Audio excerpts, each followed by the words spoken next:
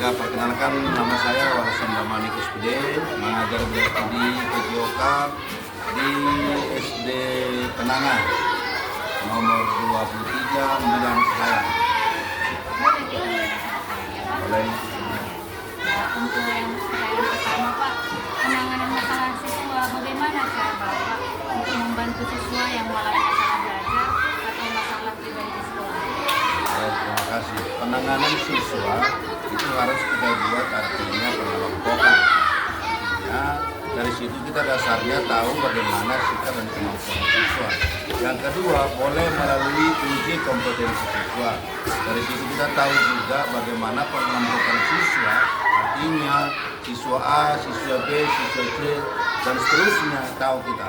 Itulah dasar kita untuk penanganan siswa supaya ke depannya tahu kita dasarnya dan pencapaian kita dalam pembelajaran siswa, tahu kita alurnya, arahnya, tujuannya, dan terutama keberhasilan seorang anak. Terima kasih atas jawabannya Pak. Nah, untuk pertanyaan kedua itu Pak, jika ada siswa yang memiliki masalah perilaku atau kesulitan belajar, langkah apa yang biasanya Bapak lakukan untuk membantu masalah?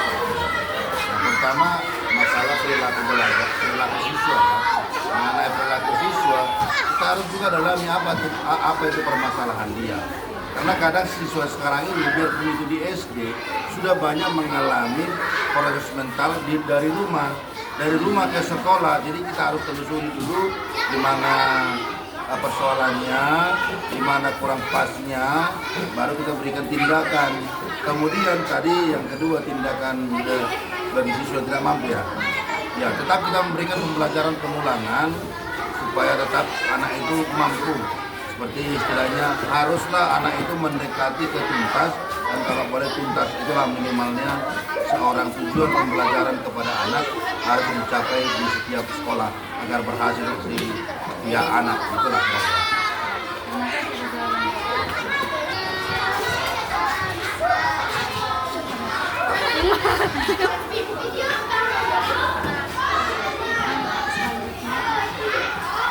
Menurut Bapak, apakah guru mata pelajaran juga berperan sebagai pendamping bagi siswanya? Bagaimana bentuknya? Ya, guru bidang pelajaran itu berperan sebagai pembimbing terhadap siswa, itu benar. Ya, tugas guru secara umum adalah mengajar dan mendidik. Kalau mengajar itu adalah mentransfer ilmu, membagikan ilmu pengetahuan kepada seluruh siswa. Sedangkan mendidik adalah merubah attitude anak, karakter anak supaya tetap lebih baik. Jadi sungguh-sungguh sangat-sangat berperan. Jadi dari mengajar dan mendidik itu harus dari satu kesatuan agar tercapai suatu siswa yang berprestasi dan berhasil. Kira-kira begitu.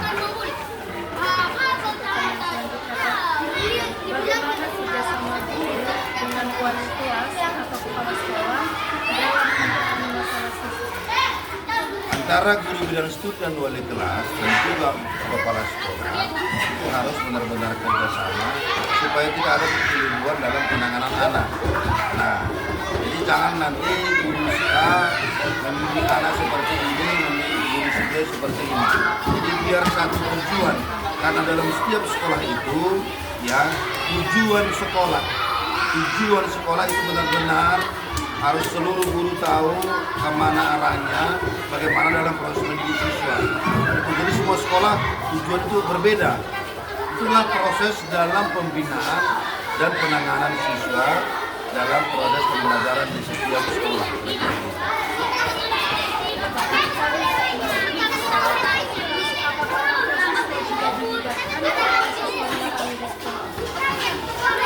Ya, untuk pembelajaran di sekolah itu berhubungan dengan pembelajaran di rumah. Karena kenapa? Siswa juga harus belajar di rumah. Nah, kerjasama yang baik antara guru dan siswa dan orang tua siswa itu perlu dijalin agar dalam pembinaan dari sekolah ke rumah, dari rumah ke sekolah jadi satu kesatuan yang baik untuk membina, mendidik anak supaya anak saat sekarang ini kan sudah tergoyah dengan lingkungan.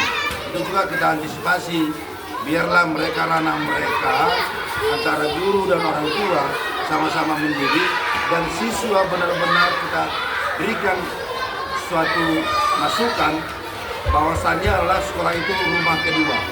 Itu ada administratif tertentu. Sekolah itu adalah rumah kedua, kira-kira seperti itu. Oke. Ganti baju, Pak. Nah,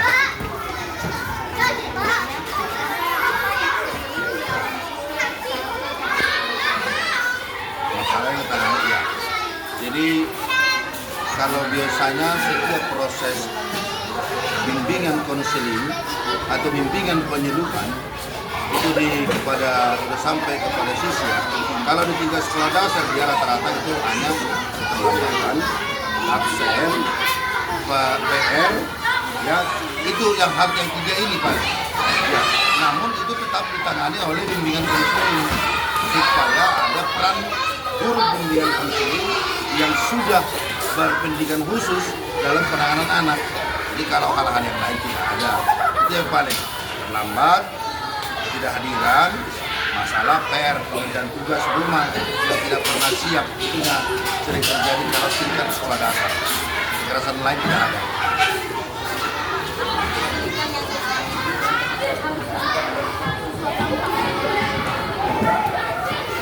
Ya, sebenarnya si taraf kesulitan itu tidak begitu menonjol, tetapi kalau ada bimbingan konseling atau bimbingan penyuluhan di setiap sekolah itu akan lebih bagus lagi.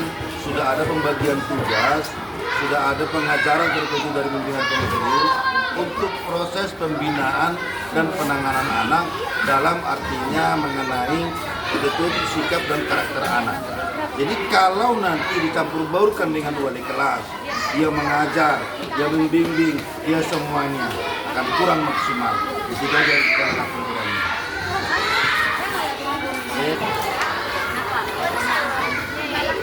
Bagaimana cara sekolah keterbatasan layanan konseling bagi siswa?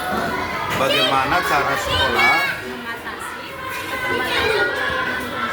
Ya baik, terima kasih. Kalau di setiap sekolah itu terlebih sekolah kenanga ini punya ciri khas tertentu.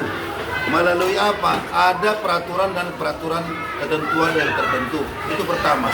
Nah, apabila setiap siswa sudah mengikuti aturan dan peraturan yang ada, itu akan tipis terjadi pelanggaran atau tindakan siswa yang tidak baik. Nah, bagaimana jika tidak ada kan gitu? Jika tidak ada, tetap guru, seluruh guru, warga sekolah, guru, pendidik, dan tenaga pendidik tetap berupaya memberikan yang terbaik, memberikan didikan yang terbaik, masukan yang terbaik kepada seluruh siswa agar dalam proses pembelajaran, prestasi siswa, karakter siswa, bimbingan siswa, akhlak terutama di sekolah kenanga ini sangat-sangat luar biasa, berbeda dari sekolah-sekolah yang lain. Itu cara kita di sini, jadi tidak termelenceng dari pernyataan walaupun itu tidak ada bimbingan konseling. Apakah Bapak jika sekolah memiliki guru BK di masa depan? Ya kalau saya sangat setuju karena kan seperti saya bilang tadi, ketika ada anak diproses yang sudah dari wali kelas, yang sudah dari guru bidang studi, tentunya kan ke BK. Putusan BK itu sudah kepada kepala sekolah terakhir kan gitu. Seandainya tindakan anak tidak sanggup lagi untuk dididik, sudah proses di BK, maka bimbingan konseling pun tidak mampu lagi, sudah proses lanjutan. Tapi ada baiknya jika ada guru bimbingan konseling di setiap sekolah, ini saran saya, akan lebih bagus dalam proses mendidik, membimbing mengenai karakter setiap siswa.